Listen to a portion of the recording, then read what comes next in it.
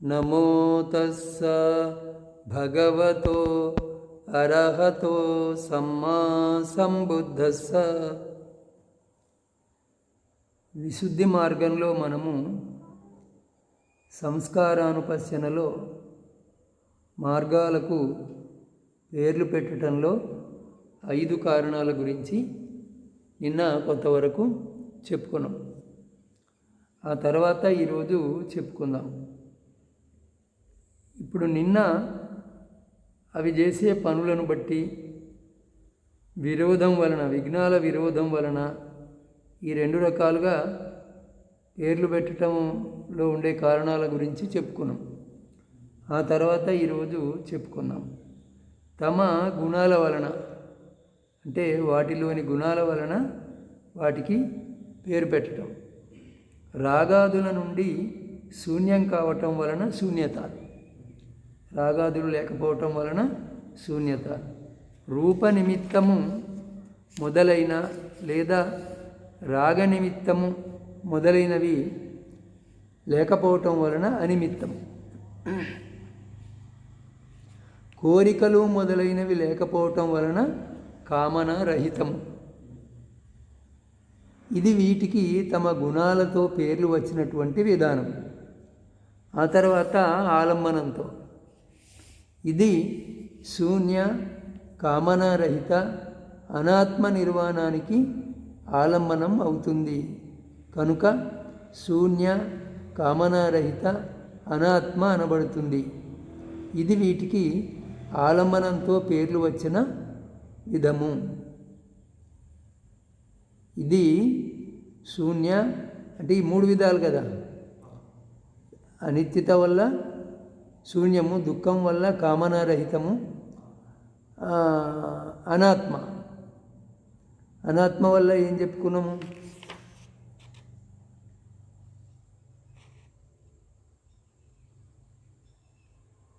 శూన్యతనే.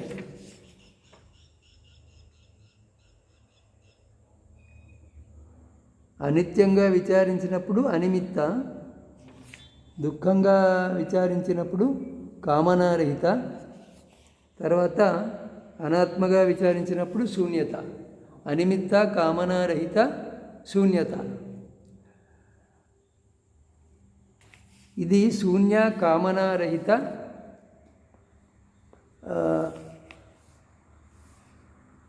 మొదట ఏం చెప్పుకోవాలా? అనిమిత్త కామనారహిత శూన్య నిర్వాణానికి ఆలంబనం అవుతుంది కనుక శూన్య కామనారహిత అనాత్మ అనబడుతుంది. అనాత్మ అని అంటే శూన్య అని చెప్పుకోవాలి మనం ఇక్కడ. ఇది వీటికి ఆలంబనంతో పేర్లు వచ్చిన విధం. ఇక రావటం వలన, ఇక్కడ రావటము 2 రకాలుగా గ్రహింపబడింది. విపశ్యన రావటము, మార్గం రావటము. మార్గంలో విపశ్యన రావటము, ఫలంలో మార్గం రావటము ఉంటుంది. అనాత్మ యొక్క అనుపశ్యన శూన్యత్వం. శూన్యత్వం యొక్క అనుపశ్యన వలన మార్గశూన్యత సిద్ధిస్తుంది. శూన్యత్వాన్ని చూడటం వలన మార్గము యొక్క శూన్యత సిద్ధిస్తుంది. అనిమిత్తం యొక్క అనుపశ్యన అనిమిత్తము. అనిమిత్తానుపశ్యన వలన మార్గం అనిమిత్తము అవుతుంది. అంటే దాన్ని చూడటం వల్ల మార్గం కూడా అటువంటిదే అవుతుంది అని ఆ విధంగా చూడటం వలన మార్గం అనిమిత్తం అవుతుంది. అంటే అనిమిత్త మార్గము, శూన్యతా మార్గము అని చెప్పుకోవాలి. ఈ 5 విధాల నామకరణం అభిధర్మాన్ని అనుసరించి కాక సూత్రాంతాన్ని అనుసరించి కలిగింది. అభిధర్మను అనుసరించి కాకుండా సూత్రాలను అంటే సుత్తపిటకాన్ని అనుసరించి కలిగింది అని. ఇక్కడ గోత్రభూ జ్ఞానము అనిమిత్త నిర్వాణాన్ని ఆలంబనం చేసుకొని అనిమిత్త పేరుతో స్వయంగా రాదగిన స్థానంలో స్థిరపడి మార్గానికి పేరును ఇస్తుంది అంటారు. ఇక్కడ ఈ గోత్రభూ జ్ఞానము అనిమిత్త నిర్వాణాన్ని ఆలంబనం చేసుకొని అనిమిత్త పేరుతో స్వయంగా రాదగిన స్థానంలో స్థిరపడి మార్గానికి పేరును సూచిస్తుంది అంటారు. ఈ కారణం వలన మార్గాన్ని అనిమిత్తం అన్నారు. మార్గ ఆగమనం వలన ఫలము అనిమిత్తం అవుతుంది అని చెప్పడం కూడా సరి అయినదే. దుఃఖానుపశ్యన సంస్కారాలలో ప్రనిధిని శుష్కింప చేసి రావటం వలన కామనారహితము. దుఃఖానుపశ్యన సంస్కారాల్లో సంకల్పాన్ని కోరికను శుష్కింపజేసి రావటం వలన కామనారహితం. కోరికలు లేని విపశ్యన యొక్క మార్గం కూడా కోరికలు లేనిదే. కోరికలు లేని మార్గానికి ఫలం కూడా కోరికలు లేనిదే. ఈ విధంగా ఇక్కడ విపశ్యన తన పేరును మార్గానికి ఇస్తుంది, మార్గం ఫలానికి ఇస్తుంది. ఇది ఆగమనం వలన పేరు రావటం. ఏమంటారు దీన్ని? రావటం. ఆగమనం అంటే ఏమిటి? రావటం వలన పేరు రావటం. ఈ విధంగా ఇది సంస్కార ఉపేక్ష విమోక్ష విశేషాన్ని నియమిస్తుంది. ఈ విధంగా ఇది సంస్కార ఉపేక్ష విమోక్షంలోని విశేషాన్ని ఏర్పరుస్తుంది, నియమిస్తుంది అని. ఇక్కడికి సంస్కార ఉపేక్ష జ్ఞానము అయిపోయింది. తర్వాత అనులోమ జ్ఞాన కథనము. అనులోమ జ్ఞానం అంటే ఈ క్రమంగా పైకి పోయే విధానం. ఆ సంస్కార ఉపేక్ష జ్ఞానాన్ని సాధించుకుంటూ ధ్యానించుకుంటూ పెంపొందించుకుంటూ ఉన్న యోగి సాధకునకు అధిమోక్ష విషయకమైన అంటే ఆలంబనంలో నిశ్చలంగా ఉండే శ్రద్ధ బలంగా కలుగుతుంది. ప్రయత్నం చక్కగా సాగుతుంది. ఎరుక కూడా చక్కగా నిలుస్తుంది. ఎరుక అంటే అబ్జర్వేషన్, గమనిక, సతి కూడా చక్కగా నిలుస్తుంది. చిత్తము అన్ని విధాల ఏకాగ్రం అవుతుంది. ఈ సంస్కార ఉపేక్ష కూడా తీక్షణమవుతుంది. అప్పుడు ఆ యోగి యొక్క సంస్కార ఉపేక్ష ఇప్పుడు మార్గం ఉత్పన్నం అవుతుంది అని ఆలోచించి సంస్కారాలను అనిత్య దుఃఖ అనాత్మగా విచారించి భవంగము నుండి దిగిపోతుంది. భవంగం తర్వాత సంస్కారోపేక్షలో అభ్యాసమైన పద్ధతిలోనే సంస్కారాలను అనిత్య దుఃఖ అనాత్మగా ఆలంబనం చేస్తూ మనోద్వారావర్జనము ఉత్పన్నం అవుతుంది. ఇది మళ్ళీ ముందు చెప్పుకున్నట్టు మనోద్వారంలో ఆవర్జనము కలుగుతుంది అని.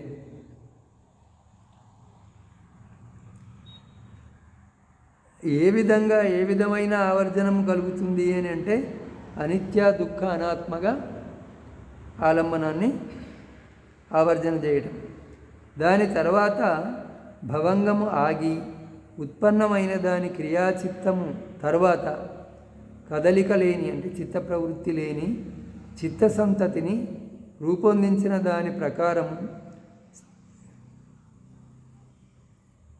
సంస్కారాలను ఆలంబనం చేసుకొని పరికర్మ అనబడే ప్రథమ జవన చిత్తము ఉత్పన్నము అవుతుంది.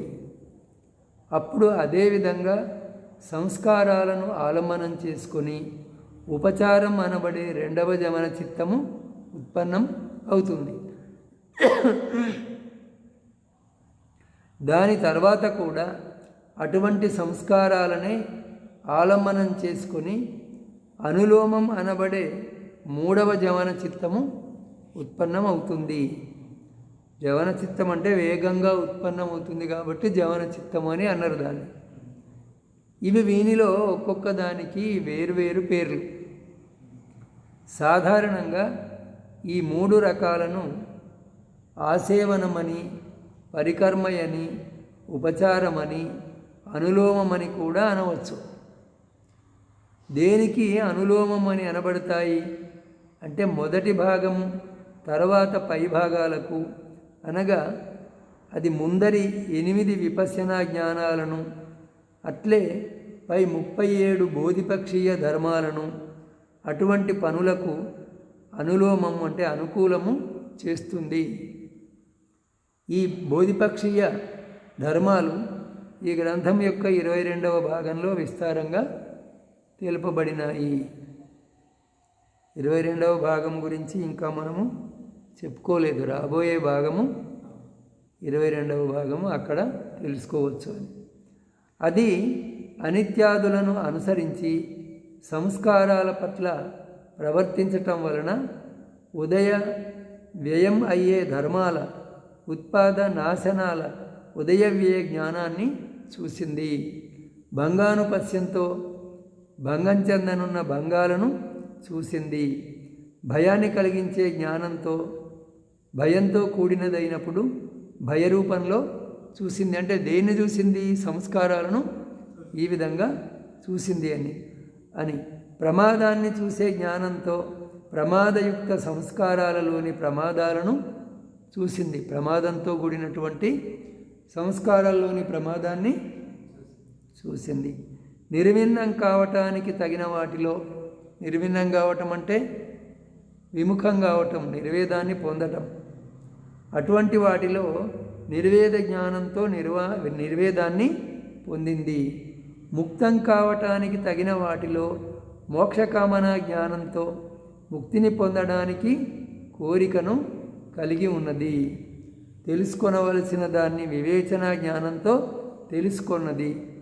ఉపేక్షించవలసిన ధర్మాలను సంస్కార ఉపేక్ష జ్ఞానంతో ఉపేక్షించింది అనేటువంటి ఆశయాన్ని ప్రకటిస్తున్న దాని వలె ఈ 8 జ్ఞానాల నుండి తమ తమ పేర్లను అనుసరించి ప్రతిపాదించినందువలన ఈ 8 జ్ఞానాలను పై 37 బోధిపక్షీయ ధర్మాలను అటువంటి పనుల కోసం అనుకూలము చేస్తుంది. ధార్మికుడైన రాజు న్యాయాలయంలో కూర్చుండి మహామాత్యులు అంటే న్యాయాధీశులు ఏదో వివాదంలో ఇచ్చిన నిర్ణయాన్ని విని దాని నుండి అనుచితమైన అంశాన్ని తొలగించి మధ్యస్థుడై అందులోని తగిన అంశాన్ని ఆమోదిస్తాడు. పరంపరాగతమైన పురాణ రాజధర్మ ప్రతిష్టను కూడా కాపాడుతాడు. ఇది కూడా అటువంటిదే అని తెలుసుకోవాలి.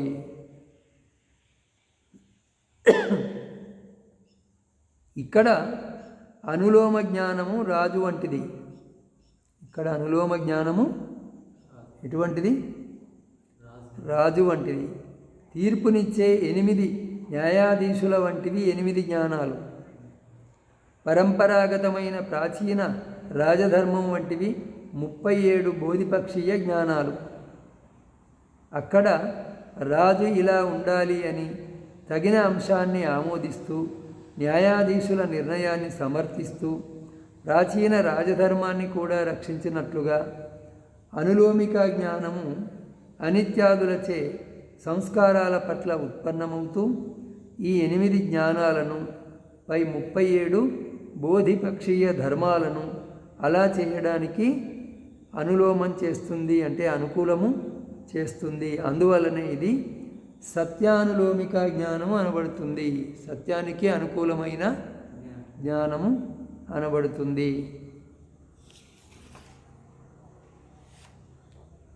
తర్వాత అంటే ఇక్కడికి అనులోమిక జ్ఞానము అయిపోయింది. ఉత్థానగామిని విపశ్యన అంటే పైకి లేపేటువంటి విపశ్యన. ఈ అనులోమ జ్ఞానము సంస్కారాలకు ఆలంబనమైన ఉత్థానగామిని అంటే పైకి నడిపించే విపశ్యనకు చివరన కలుగుతుంది.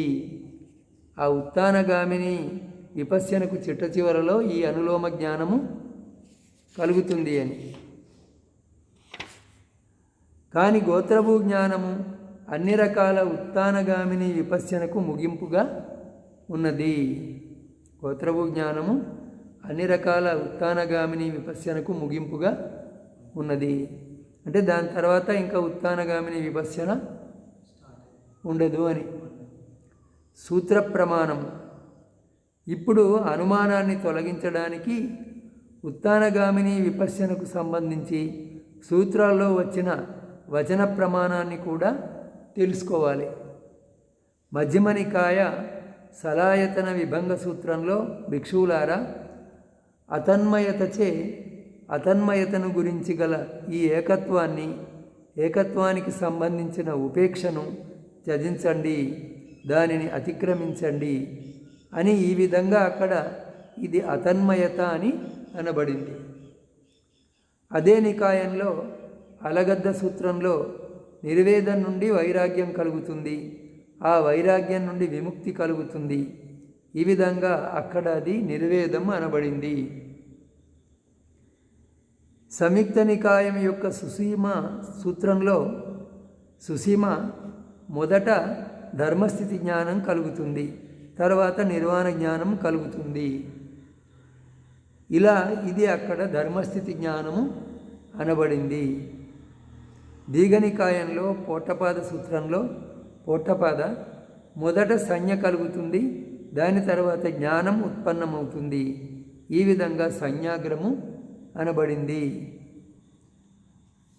దీఘనికాయంలోనే దశోత్తర సూత్రంలో ప్రతిపదా జ్ఞాన దర్శన విశుద్ధి పరిశుద్ధ ప్రధానీయ అంగము అనటం వలన ఇది పరిశుద్ధ ప్రధానీయ అంగము అనబడింది.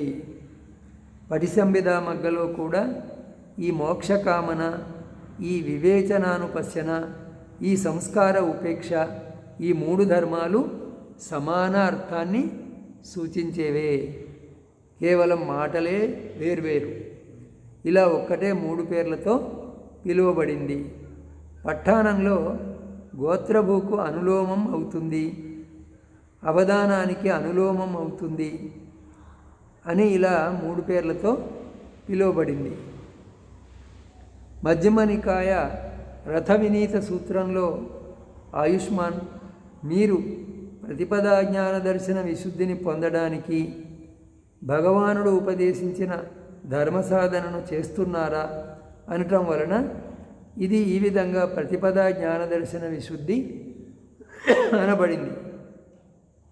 ఈ విధంగా మహర్షి అంటే బుద్ధుడు వివిధ పేర్లతో ఈ శాంత, పరిశుద్ధ, ఉత్తానగామిని విపశ్యన బోధను విస్తరింపజేశాడు.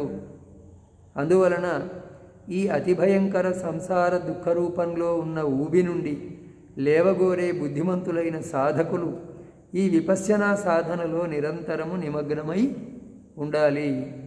సాధుజనుల ప్రమోదం కొరకు రచింపబడిన ఈ విశుద్ధి మార్గంలోని ప్రజ్ఞాభావనాధికారంలో ప్రతిపదా జ్ఞాన దర్శన విశుద్ధి వర్ణనం అనబడే 21వ భాగము సమాప్తం.